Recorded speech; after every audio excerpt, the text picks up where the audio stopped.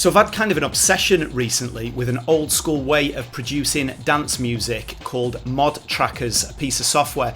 Now many of you are going to be familiar with a traditional music sequencer like Cubase and Logic, and very primitive versions of these did exist in the 90s, and a lot of people used them hooked up to MIDI equipment and samplers and things like that.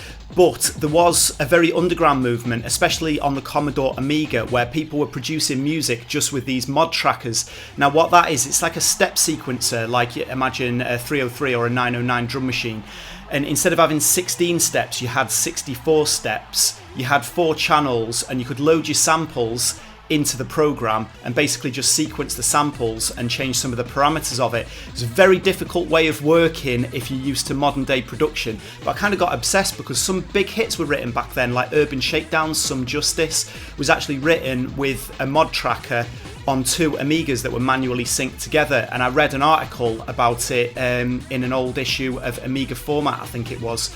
And yeah, it's just fascinating to think, how such great tracks could be written with such primitive and difficult to master software. And I think it kind of takes me back to what the essence of rave music was really about back then. It wasn't about having the most expensive equipment or the big recording studios. It was about just making the music that you wanted to try and make with the means that you have available. And I think sometimes limitations can force creativity. So I've kind of got obsessed with this, researched into it, and I found an old school mod tracker that's compatible with the old Amiga software still, but it runs on the iPad, and I've been having to play around with it, so I thought I'd give you a little tour of the software now so you can get a better understanding for what mod trackers are all about. Okay, so the app that I've been using on the iPad is called VividTracker, and like I said, the project files on this one are actually compatible with, I think it's ProTracker on the Amiga. So yeah, it's very authentic to the original, and yes, this is it. It's almost like looking into the Matrix, isn't it? So I'll just show you a blank project playing so you can kind of get the idea. These numbers down the side are actually the steps. Like I said, it's part of a step sequencer. If you're used to using an old school drum machine, you'd know the 16 steps.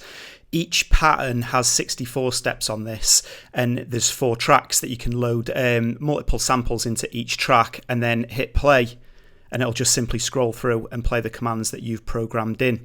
So obviously you're not going to hear anything at the moment, so we'll jump back up to the top there. The first thing we need to do is to load in a sample, so we can jump over to the sampler page.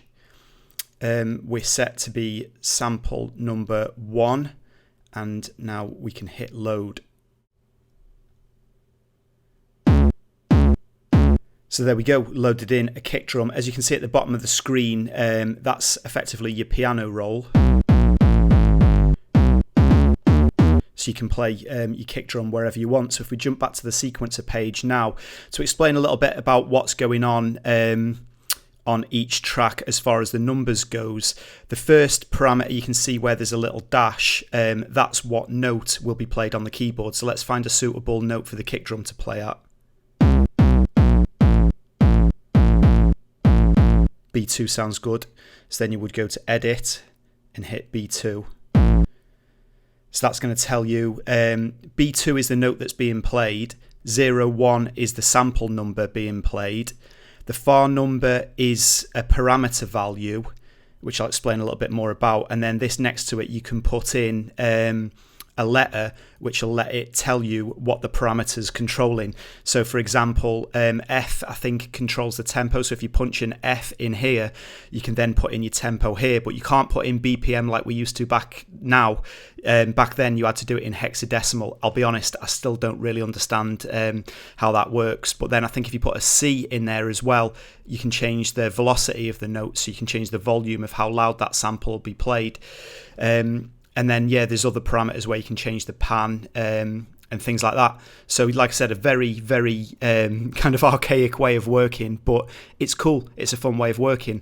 So now if we hit play on the project, you'll just hear that first kick drum.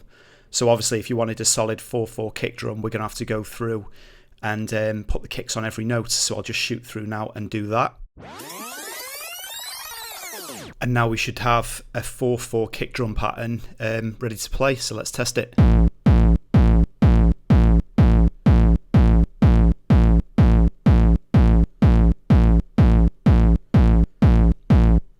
Cool. So as you can see at the top of the screen, That's pattern number 0, and we're at position number 0 in the project. So what we want to do now is to copy this pattern into pattern slot 1 and then move the position onto 1, and then we can add some more stuff so we can actually progress the track.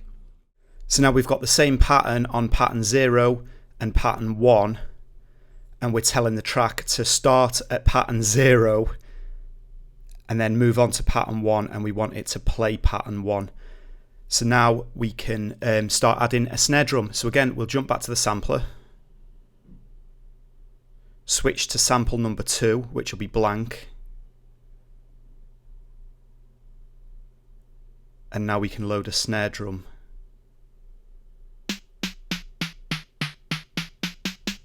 So we'll jump back to the sequencer page now, move over to track 2. We're working in sample 2, so let's find a good key for the snare to run in. Yeah, why not D3? So we'll have an offbeat snare pattern now, and I'll just program that in for you as before. So again, we hit edit, and then we'll put an offbeat snare in.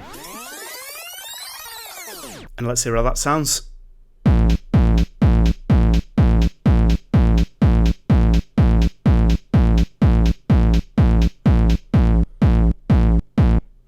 There, and it's jumped back to the beginning again. So if we go back to that, I think we can add a little bit more spice into the snare to give it a bit more movement. So let's stick a couple of extra notes in edit mode. Okay, let's give that a listen now.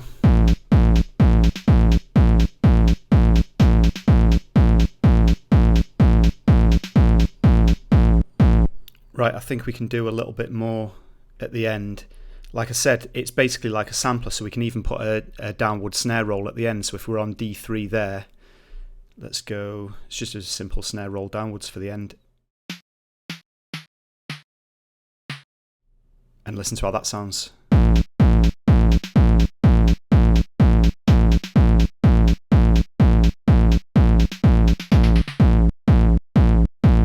So yeah, you get the basic idea of how you would sequence. Now obviously you can throw in your synth samples, vocal samples, and build up to 4 tracks. And on each track you can actually have different samples. The only thing is you can't have any more than 1 sample playing at any one time. So if you trigger another sample in the same track, it'll kill whatever sample's currently being played. But like I said, those kind of creativities can actually create some of the most brilliant tracks, which it has done. One of the things that I did mention before is about this magic parameter number. Like I said, if you punch in F, that'll let you change the BPM of the project. I don't fully understand how it's working, but F0 and then a 4 seems to pick up the tempo enough to give us a hardcore type groove. So yeah, let's try that and see if it's worked.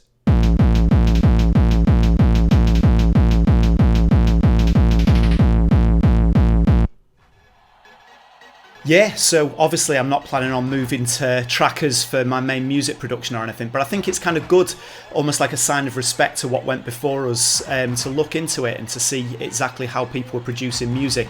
Don't take anything that I've said in this video as gospel, because I've literally been playing around with these for a few hours for a couple of days. So yeah, I'm still learning, but I thought it'd be fun to share what I've been doing, because I posted a few clips online and people were asking a lot of questions, so I thought it'd be nice to make a video to kind of explain it a little bit better.